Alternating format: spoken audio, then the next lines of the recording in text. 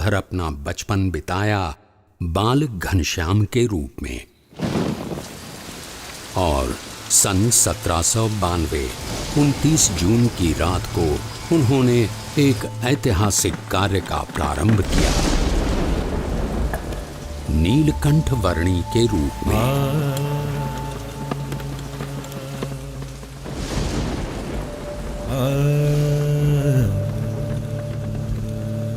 इस संसार के सारे बंधनों को त्याग कर अनंत जीवों के कल्याण के द्वार खोलने के लिए नीलकंठ वर्णी चल पड़े एक अद्वितीय कल्याण यात्रा पर।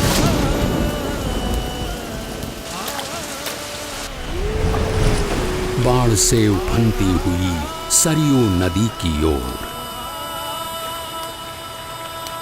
नीलकंठ वर्णी की इस असाधारण यात्रा का प्रारंभ साधारण कैसे हो सकता था?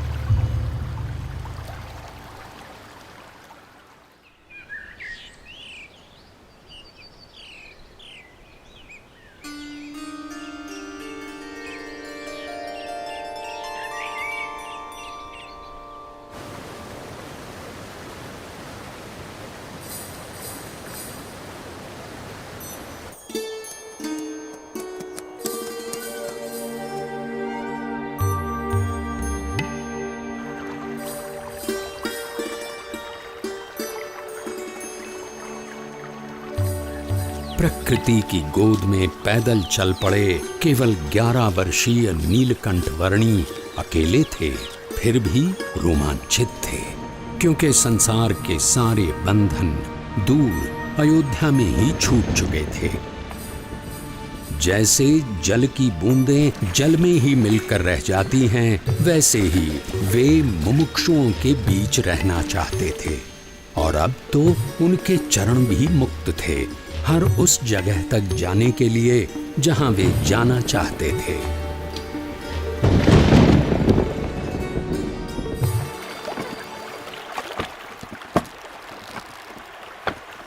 अमरपुर गांव की धरती पर सूर्योदय तो हर रोज की तरह हुआ था, पर आज वहां के लोगों को कुछ अधिक प्रकाश मिला। एक बाल योगी की कांति का प्रकाश।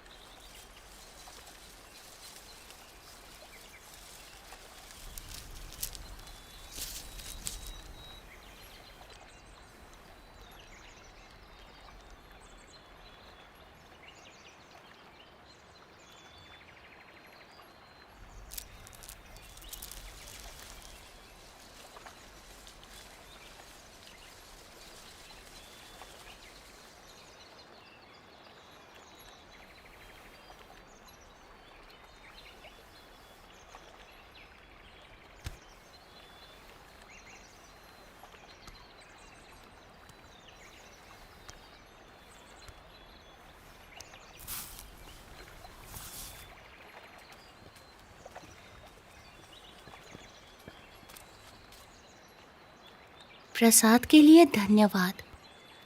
अब मुझे आगे जाने की अनुमति दीजिए। बालयोगी, अगर आप लंबी यात्रा करके आए हैं तो आज के दिन यहीं रुककर विश्राम करके जाइए।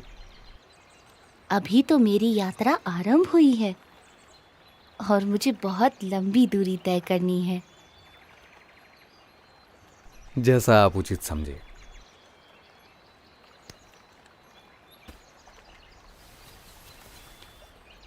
ये लीजिए, शाम के लिए कुछ फल साथ ले जाइए। सुबह शाम की चिंता करनी होती तो संसार का त्याग ही क्यों करता। जो जीवन के अगले पल देंगे वे ही पल पल के लिए सब कुछ देंगे।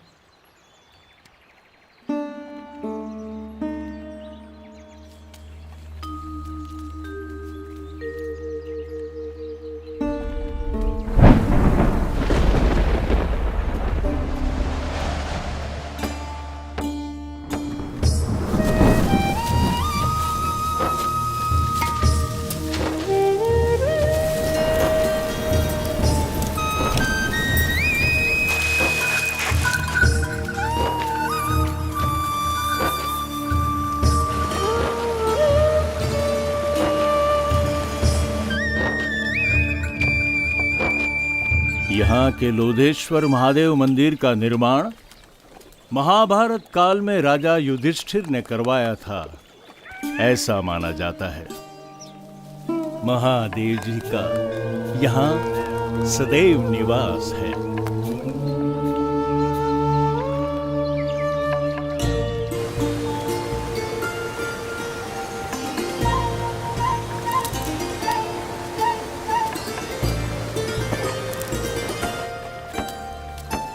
निडर, निशंक और निश्चल गति से अविरत यात्रा कर रहे नीलकंठ वर्णी की जीवन शैली एक योगी की परिभाषा को जैसे उन्नत कर रही थी। जो कुछ भी भोजन मिले उससे निर्वाह कर लेना उनकी आदत बन चुकी थी।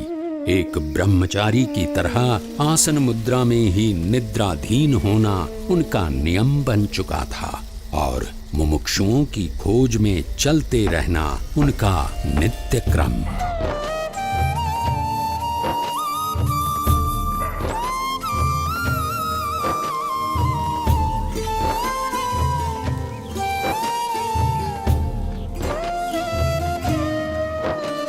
नैमिषारण्य की धरती पर जब नीलकंठ वर्णी का आगमन हुआ तब उनकी भेंट वहां वर्षों से योग साधना कर रहे मुनिगण से हुई।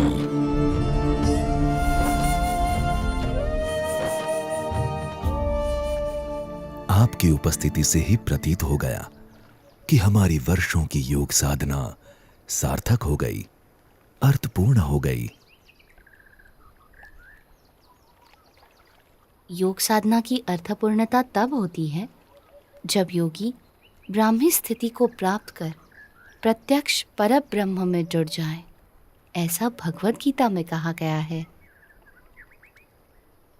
ऐसी ब्राह्मी स्थिति के लिए कठिन से कठिन योग साधना करने के लिए हम तैयार हैं। उसके लिए सर्वप्रथम अपनी आत्मा, ब्रह्म और परब्रह्म के स्वरूपों की भिन्नता को यथार्थ रूप में समझना आवश्यक है। हमने इतनी साधना की किंतु आज तक ऐसा कुछ तो सुना ही नहीं।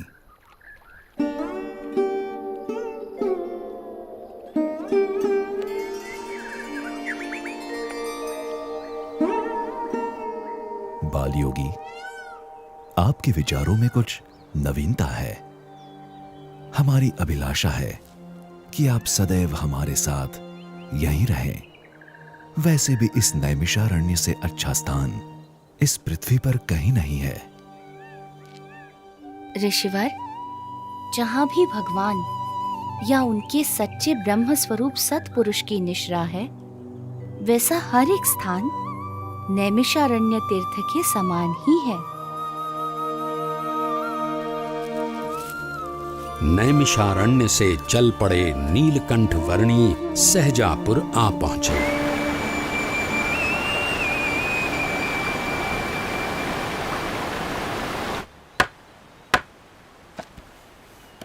अरे देखो वो कौन कूद रहा है। अरे अरे अरे रुको, नदी में मत कूदना, भयानक तूफानी बाढ़ चली है।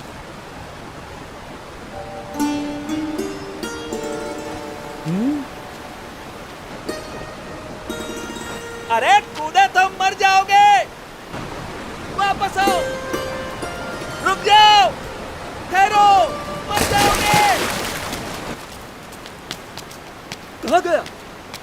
लगता है पानी के भंवरों ने उसे खींच लिया, डुबो दिया। इतनी भयानक बाढ़, उसका जीवित रहना असंभव है। मर गया बेचारा। कहाँ गया वो बच्चा? कहीं नजर नहीं आ रहा। राम राम।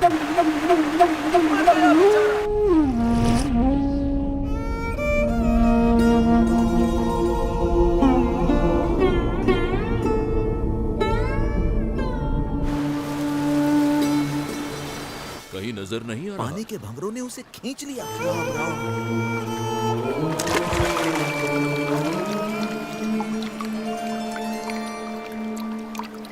इतनी भयानक बाढ़ में उसका जीवित रहना असंभव है। बेचारा। अरे पता ये नहीं कौन होगा ये वो। कैसे बच गया? अरे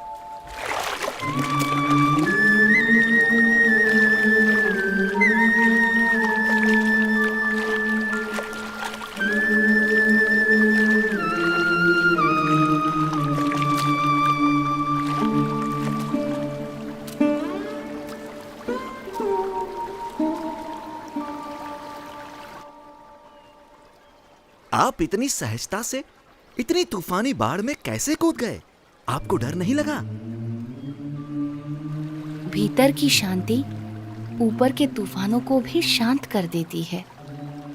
ऊपर के तूफानों से डरोगे तो भीतर की शांति कैसे पाओगे?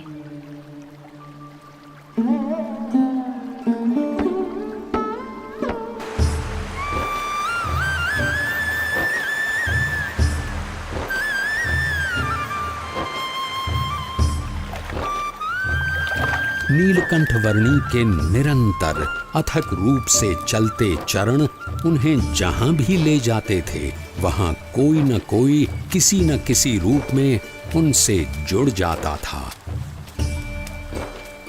बरेली गांव में भी कुछ ऐसा